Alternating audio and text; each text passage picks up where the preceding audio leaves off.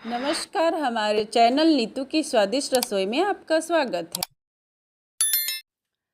साल में एक बार मायके जाने का मौका मिलता है, तो मायके अपने गई थी। वहाँ पे हमारे मायके में कार्यक्रम था, पार्टी वगैरह था। तो जैसे ही कार्यक्रम ख़त्म हुआ तो हम लोग बोले, अनुराधा भाभी हमारी भौजाई थी, तो उससे बोले कि अब बाटी चोखा का कार्यक्रम किया जाए।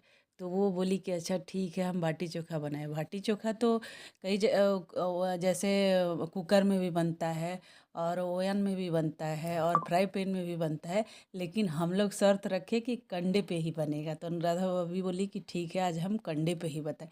तो सुबह तो हम लोग चले गए थोड़ा भोले बाबा बाबा विश्वनाथ का दर्शन करने और घूम फिर के आए। तो फिर शाम को अनुराधा भाभी रेडी थी पूरा तैयारी के साथ, कंडे और सिकड़ी जो कि आग जलाने के लिए फर्श था, तो उसमें बनाने के लिए पूरा व्यवस्था की रखी थी। तो चोखा की तैयारी रखा गया। चोखा बनाने के लिए आलू जो कि खेत का था, हम लोग तो मार्केट में, शहर में रहते हैं तो मार्केट का आलू रहता है, वो घर का खेत का अभी इस समय खुदाई से निकल रहा है, मतलब आलू।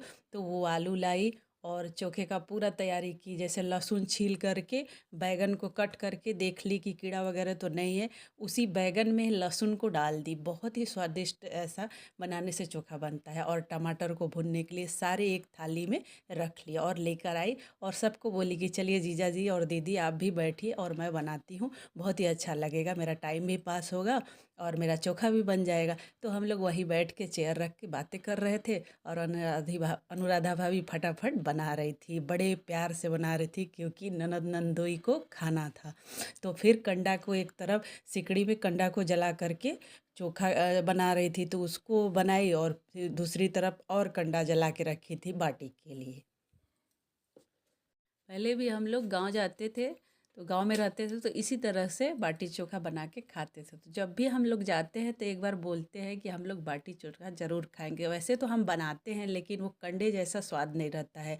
जो कंडे में एकदम सोंधा सोंधा खुशबू चोखा की आती है और बाटी भी बहुत एकदम सॉफ्ट बनता है, तो वो कंडे की जैसे नहीं बनता है। तो हम लोग जब भी जाते हैं तो गांव में एक बार कंडे का बाटी चोखा ज़रूर खा के। बनाने का अपना तरीका भी अलग रहता है। जैसे लाल मिर्ची है ना, भरा वाला, उसको डालने से बहुत ही अच्छा बनता है। जैसे बहुत लोग नींबू डाल देते हैं, तो हमारे अनुराधा भाभी बोल रही थी कि नींबू का टेस्ट अलग आता है, इसलिए वो लाल मिर्ची ही डाली, बहुत ही अच्छा बना हुआ था।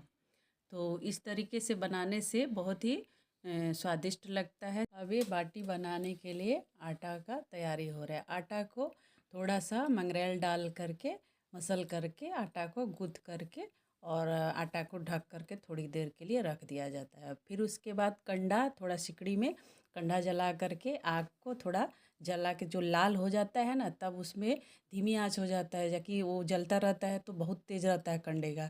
जब आधा जलने के बाद एकदम लाल हो जाता है, तो उस पे बाटी गोल गोल सॉफ्ट बना करके, और बाटी के लिए जो हम लोग सत्तू बनाते हैं, सत्तू में लाल मिर्च का मसाला डालते हैं, जो हरा मिर्च है उसका मसाला डालते हैं, धनिया पत्ती अदरक सब क्रश करके डालते हैं। बहुत ही स्वादिष्ट बनता है और बाटी सॉफ्ट भी बनता है। देखिए इस तरीके से लाल हुआ है ना, तो इसी पर एक एक करके बाटी गोल गोल एकदम सॉफ्ट बनाते हुए रखते जा रही हैं हमारी भाभी।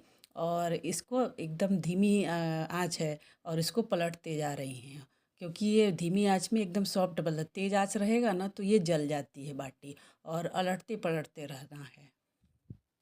आप देख सकते हैं कि धीमी आंच में पका रहे हैं, ताकि तेज आंच है तो देखिए जल भी गया है, लेकिन इधर इधर से पलट रहे हैं तो ये अच्छी तरह से पक रहा है और खाने में बहुत ही स्वादिष्ट लगता है। बाटी चोखा अगर स्वादिष्ट खाना है तो इसे धीमे आंच में ही पकाना है, ताकि ये अच्छी तरह से पक जाए और बहुत ही टेस्टी लगता है। तो हम लोग देख रहे हैं और पक भी रहा है, हम लोग के मुंह में पानी भी आ रहा है, लेकिन पके तब तो खाए।